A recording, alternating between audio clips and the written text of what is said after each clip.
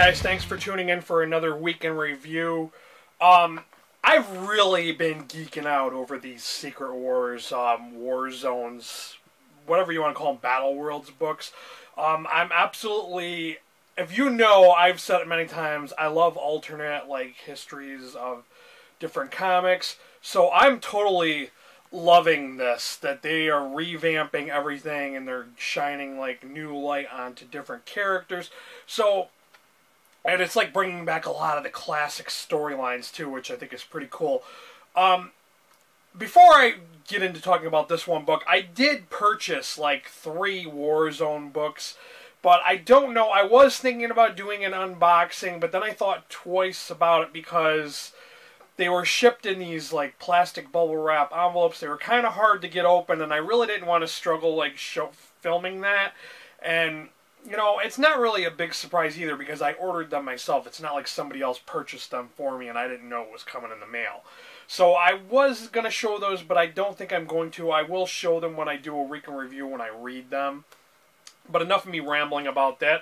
The first book I read for this week is Spider-Verse War Zones. And I think this is a volume 0 too, like the Old Man Logan I read last week. Now, I have to admit, I really enjoyed the Spider-Verse book.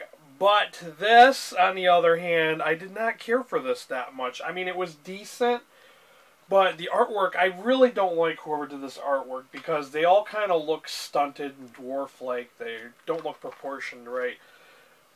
But, of course, it's the same thing as the other Warzone books where they kind of know something is wrong and they don't quite belong there. And they're trying to figure out what to do to fix it. And like I said, this one was just okay. I only rated this one 3 out of 5 stars. It was just okay. It could have been much better. They could have had some... When I think of Spider-Verse, I think of, you know, all the cool Spider-Men should have been in this, Silk. And, you know, they had so many different cool Spider-Men in the Spider-Verse. And it only has so many, and they're not even that great. Of the Spider-Man from the Spider-Verse. Up next we have Before Watchmen, Comedian, and Rorschach. This is a prequel to the Watchmen series, and I have to say that this was just okay. The Comedian stories were just... there was so much dialogue, and they're insinuating that he knew JFK before he was president, and that he was in Vietnam, and all that other stuff, and I just thought the Comedian story was just not as strong as the second half of this, which was the Rorschach. I only rated this 3 out of 5 stars, just mostly because I really didn't care for the Comedian section of this book. But if you're curious to see what these guys were like before Watchmen, then these are good books to check out. There are other books in the series that, you know, highlight the other members of the Watchmen, but I just don't have any interest in reading those because I really didn't feel that strongly about this one. Okay, up next we have The League of Extraordinary Gentlemen, Century 2009. I didn't realize that there were that many League of Extraordinary Gentlemen books. I just knew of 2 of them, which I had already read the first 2 volumes. But I guess there were time periods and smaller volumes like this. This one, has Mina Harker in it, and Alan Quartermain, a couple of the other original League of Extraordinary Gentlemen, but some things are slightly different, and they're trying to fight the Antichrist. Yes, you heard me right, the Antichrist. So this was kind of weird. It was just okay. Would I read another one of these League of Extraordinary Gentlemen books? Probably not. I just thought this was okay, and I only rated it 3 out of 5 stars on Goodreads. After that, I read the War Zones, Years of Future Past. Now, this takes place in the universe that the Days of Future Past took place in. A lot of people's comments about this were that it didn't really talk about Battle World outside of its own dimension. It did enough for me because they had the Church of Doom that Nightcrawler was hiding out in, and you know, they acknowledged that Doom was their god or whatnot, but I thought this was cool to revisit this world because I really enjoyed the story, The Days of Future Past, and it was kind of neat to see, you know, what had transpired since that time. So I thought this was worth checking out. If you like The Days of Future Past, I think you will like this book, and I did rate this one 4 out of 5 stars. Now, a lot of other people only thought this was a 3-star book. They really didn't feel too strongly about it. But I think they overlooked the fact, and remembering how great that storyline was, and to see it completed in this book. So that's why I gave it the rating I did. Up next we have 27 First Set. This is an Image comic, and I thought because it's 27 and it has to do with rock and roll, I thought this was going to be about the 27 Club, which it talks about on the back of the book. But it is not about the rock and roll stars who died at 27. It is a fictional story of a rock and roll guitarist who has lost the ability to play guitar, and he seeks out a solution, and that solution is this weird deal that he has made. And the artwork in this was horrible.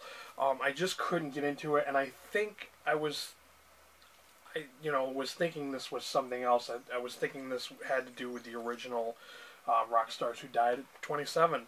So this was a big disappointment, and I only rated it 2 out of 5 stars. After that, I read Spider-Man: The Gauntlet. This one is Electro and Sandman. Of course, this is a modern telling, and it does have more than just Electro and Sandman stories. It did feature the Black Cat, and it featured the Iron Patriot, who of course is Norman Osborn, who used to be the Green Goblin. Mostly it focuses on Electro, and the Electro story was really good because it shows him getting an upgrade, and he's Electro 2.0. And then there was the Sandman story, which wasn't really that great. So with all of those taken into consideration, I decided to only rate this 3 out of 5 stars. The artwork was okay at times, and like I said, the combination of all the stories, some were really great, like some were 4-star stories, and then the Sandman story was just so weak, and along with the Black Cat one, so I only decided to give this 3 out of 5 stars. Up next we have The Mighty Thor. This one is written by Matt Fraction. If you're not aware of who Matt Fraction is, he's the guy who was writing Hawkeye for quite a while, until Jeff Lemire took over. So I know a lot of people are really impressed with Matt Fraction, but this one was a really cool story. This took place like immediately after the Fear Itself storyline, where Odin's brother Kull came to, and they called him the Serpent, and he was trying to take over the 9 worlds or whatever. But this one, I didn't know, I wasn't aware because I didn't finish the Fear Itself. I guess Thor had died. And Thor is replaced by an imposter, one of the trolls, and he's trying to come back. I won't say any more because I don't want to spoil it for you guys, but I thought this was amazing, and I will admit that I usually don't like Thor books, because usually I think they're pretty lame, but I was really impressed with this. I know the average rating for this was 3 out of 5 stars, but I thought this was a 4 out of 5 star book. It's well worth the read, for sure. After that, I read The Invincible Iron Man Volume 10, Long Way Down. Now this one, on the other hand, I don't know. I've had like not much luck with Iron Man books. Sometimes they're good, and sometimes they're really bad. And this one seemed to be really, really dialogue heavy, to do with the Mandarin and Tony Stark giving up being Iron Man, and he's quit the Avengers. So I really was not feeling this. They have a new Iron Man that appeared in the back of this, and Tony Stark seems to not know who he is. That was the only interesting aspect of this book.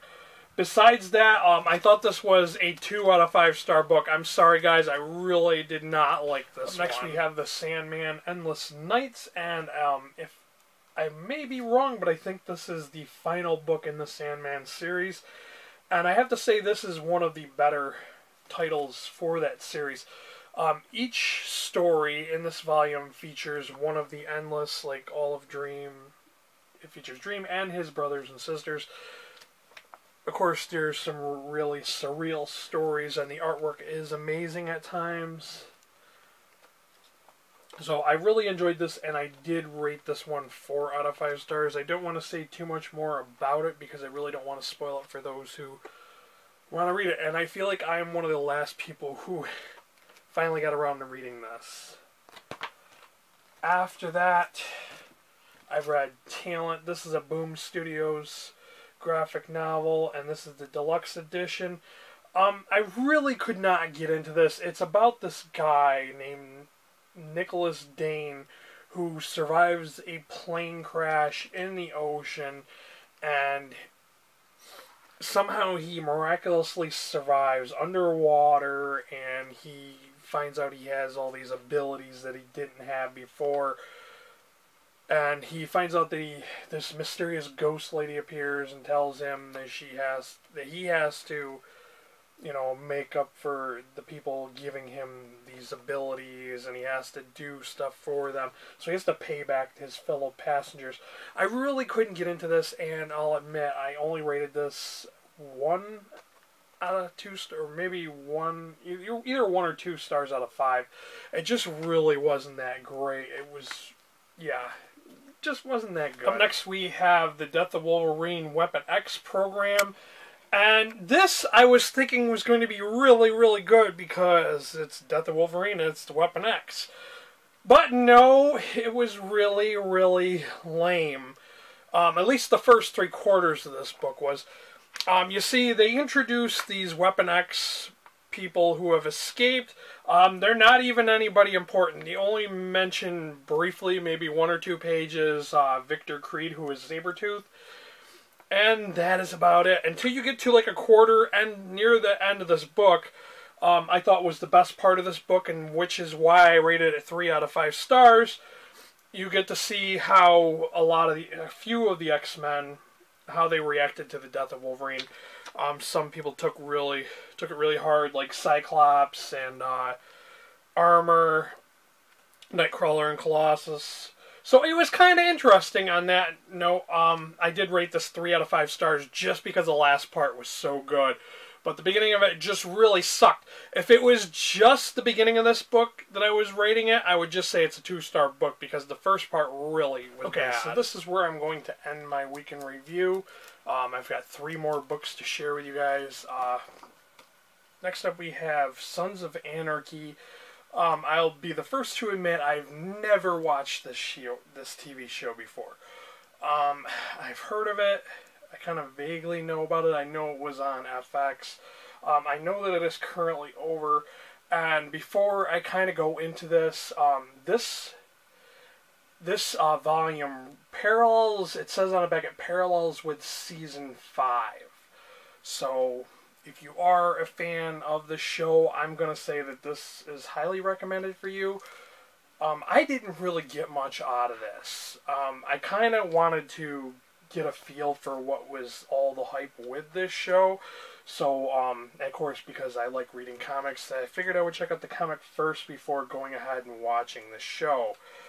I really thought this was just okay. I get the feel that they're like a Hell's Angels kind of motorcycle group, and they kind of do what they want to do, and they're basically, the story sums up one of their crew members who had died a long time ago. His daughter comes to them with a problem, and they are trying to protect her from somebody who wants her dead.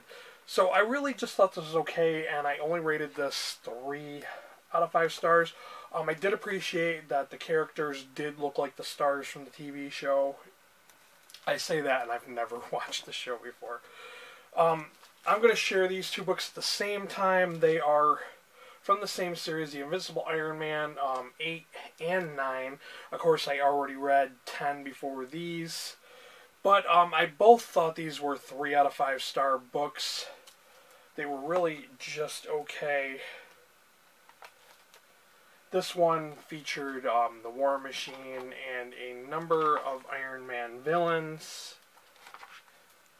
And of course, the Mandarin and Stan are trying to take down Iron Man. They're trying to make it look like he was drunk when he's in his Iron Man suit.